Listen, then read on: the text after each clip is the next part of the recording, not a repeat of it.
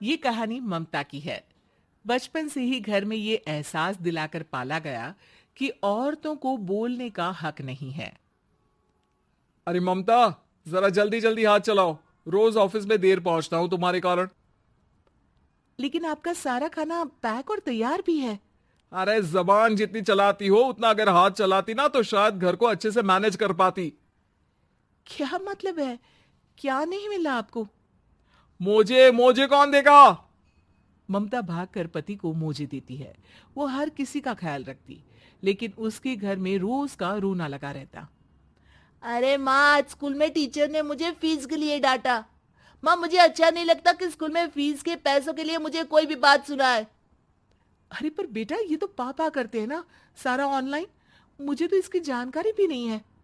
हाँ हाँ, बना लो बच्चों के सामने मुझे बुरा। अरे करता तो मैं ही हूं, माना, लेकिन मुझे कोई सपना थोड़ी ना आएगा कि बच्चों की फीस जमा करनी है। अरे बताओगी तो तुम ही ना। ममता की अब ये आदत में शुमार हो चुका था। वो हमेशा हर बात के लिए खुद को ही दोषी मानती। एक दिन वो पड़ोस की दोस्त से कहती है, समझ नहीं आता यार, मैं इतनी डम कैसे हो सकती हूँ। बात तो सही भी है ना। अब पति बेचारा नौकरी करे, पैसे कमाए, या फिर ये देखे कि बच्चों की फीस का वक्त है। क्या करूं यार। पता नहीं, मेरे पति तो सारा काम खुद ही करते हैं। वो तो कहते हैं कि तुम थक जाती होगी, सारा दिन घर बाहर बच्चे तो। अच्छा, ऐसे भी पति होते हैं क्या? अरे क्या बात कर रही है? भाई साहब कभी तुझे किसी बात के लिए सुनाते नहीं? किसने कहा नहीं सुनाते? अरे ये पति चीज ही ऐसी होती है कि बिना पत्नी को सुनाए उन्हें चैन की नींद कहाँ आती है। तो तू भी परेशान रहती होगी कि कैसे, क्या, कब भूल गई। अरे वो तो मुझे बस इस बात के लिए ताना देते हैं कि मैं वक्त पर खाना क्यों नहीं खाती या पार्लर जाकर अपनी साज सज्जा क्यों नहीं करवाती। पड़ोसन बोल ही रही होती है कि ममता के बेटे की आवाज आती है। अरे माँ, क्या हो गया? लग नहीं रहा कि आज आप मुझे पानी भी देगी। अरे कब से खाने के लिए वेट कर रहा हूँ। अरे यार, मैं चलती हूँ। बेटा खाने के लिए वेट कर रहा है, मैंने उसे खाना भी नहीं दिया। अरे 12वीं में पहुंच चुका है तुम्हारा बेटा, उसे बोलो खुद पानी लिया करे। मैंने तो अपने बच्चों को काम करना सिखाया है। अरे यार, खुद की भी तो कोई लाइफ है। माना जब नहीं कर सकते थे तो किया, लेकिन अब इतने बड़े बच्चों की हर बात मानेंगे तो मुश्किल तो अपने को ही होगी। ममता को पड़ोसन की बात में दम तो लगता है, लेकिन करे क्या, आदत भी तो खुद ही ने डाली थी। ममता घर जाती है कि तभी बेटी आ जाती है। माँ, परसों मुझे एक शादी में जाना है। तेरी वो जो लाल वाली साड़ी है ना, उसे दे देना। मैं आज जाकर टेलर को दे दूंगी, वो उस साड़ी से सूट बना देगा। अरे नहीं नहीं तारा, वो मेरी माँ ने मुझे दी थी और उस साड़ी से मेरी काफी भावनाएं जुड़ी हैं। तुमको ना मैं दूसरी साड़ी दे दूंगी। ओके, कोई बात नहीं, लेकिन आज दे ही देना पक्का। तारा माँ की साड़ी से सूट बनवाकर पार्टी में जाती है, लेकिन जब वो पार्टी से लौटती है। क्या है, मैं तो समझ ही नहीं पा रही हूँ। अरे जब वो साड़ी मांगी थी तो ये छल्ली सी साड़ी क्यों दे दी?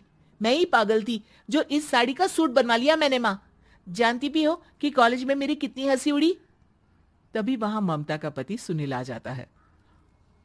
अरे गवार औरत, जब बेटी साड़ी मांग रही थी तो दे देती ना। अरे पापा, इनके तो इमोशंस जुड़े थे उस साड़ी से। ममता इतने सब के बाद भी कुछ नहीं बोलती। मेरी बेटी की बेइज्जती हो गई। मैं बिल्कुल बर्दाश्त नहीं कर सकता ये। मैं नहीं चाहता कि मेरी बेटी से कोई भी ज्यादा सुंदर लगे पूरे कॉलेज में। जी, वो पढ़ने में तारा बिल्कुल अच्छी नहीं है, उसकी पढ़ाई पर आप ध्यान दीजिए ना। अच्छा, अब तुम मुझे बताओगी कि मुझे किस पर ध्यान देना और किस पर नहीं। रमेश जैसा ही ये वाक्य पूरा करता है, ममता की बेटी और पति उस पर जोर जोर से हंसते हैं। अरे ठीक है ना, पता ही नहीं चला कि कैसे वक्त इतना बीत गया। अरे कैसे पता चलेगा माँ, हम लोगों के पीछे जो तू बैताल की तरह चिपकी रहती थी, तुझे कैसे वक्त का पता चलता। ममता को पहले सास ससुर, फिर पति और बच्चों की तरफ से इस तरीके की बातें सुनकर उसका मन बहुत दुखी रहता था। एक दिन, सुनो ना, बहुत दिनों से कमर के नीचे बहुत दर्द रहता है। कल मैंने देखा तो एक फोड़ा था। अरे ममता, एक बार अपने पति से बात करो, वो तुम्हारा फोड़ा डॉक्टर को दिखा देंगे। अरे नहीं नहीं, वो तो गुस्सा हो जाएंगे। अरे क्यों गुस्सा हो जाएंगे? तुमको दर्द है? हाँ, लेकिन वो यही बोलेंगे कि ऑफिस जाऊं या फिर तुम्हें लेकर डॉक्टर के पास। तो बेटे से ही बात कर ले। अरे वो तो मैं कर लूं, लेकिन फोड़ा है ऐसी जगह कि उसे बताते मुझे शर्म आएगी। लेकिन कुछ ना कुछ तो करना जरूरी है ना। ऐसे कब तक फोड़े के दर्द से तड़पती रहेगी?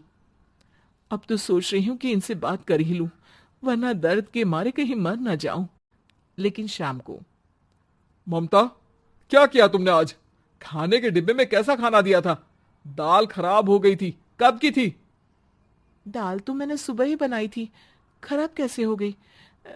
अच्छा सुनिए ना, मुझे कहना है कि अरे गरम दाल बंद करोगी तो ऐसा ही होगा ना। बेइज्जती हो गई सबके सामने मेरी। ऑफिस वालों ने ऐसा मजाक उड़ाया कि क्या बोलूं। कल से ठीक से खाना देना है तो देना, वरना खाना देना बंद कर देना। बाहर खा लूंगा मैं। ममता, जो पति से अपनी परेशानी बताने वाली थी, वो अब ये सोचने लगती है कि कल से पति को खाने में क्या दे।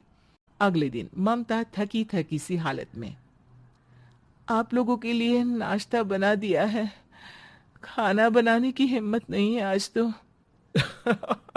रात भर सोकर थक गई है ना, इसीलिए तो खाना नहीं बना सकती। हिम्मत नहीं हो रही है, मैं बस सोने जा रही हूं। बस मैडम को सोने का बोल दो, फिर देखो कैसे सोती रहती है। माँ, फिर वही पराठा सब्जी। अरे हमारे साथ के दोस्त एक से बढ़कर एक नाश्ता खाना लेकर आते हैं, आप तो बस। सभी घर से निकल जाते हैं, लेकिन जब शाम को बेटा घर आता है तो घर में अंधेरा रहता है।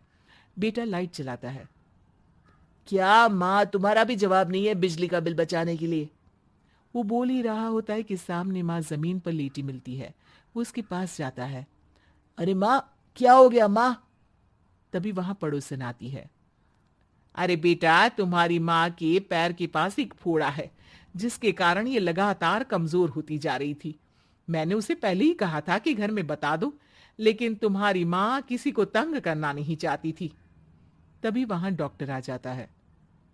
अरे इनके ऑर्गन में दिक्कत है, कोई बात है जो इनके मन में खटक रही है। अरे नहीं नहीं, इसके मन में कोई बात नहीं है। कोई काम है नहीं ना इसके पास, सारा दिन बस घर में ही रहती है। देखिए, मैं तो ये नहीं जानता, लेकिन हाँ, इनके मन में हमेशा कोई बात रह जाती होगी, इसीलिए उनकी ये हालत है। अगर आप समय से नहीं ले आते तो हो सकता था कि। अरे नहीं नहीं डॉक्टर साहब, हम पूरी कोशिश करेंगे कि वो ठीक हो जाए। हम लोगों ने अपनी ही परेशानी माँ के सामने रखी, लेकिन किसी ने माँ की दिक्कत को जानने की कोशिश तक नहीं की। हाँ, मैंने भी ममता को हमेशा घरेलू जरूरत से ज्यादा काम का नहीं सोचा था।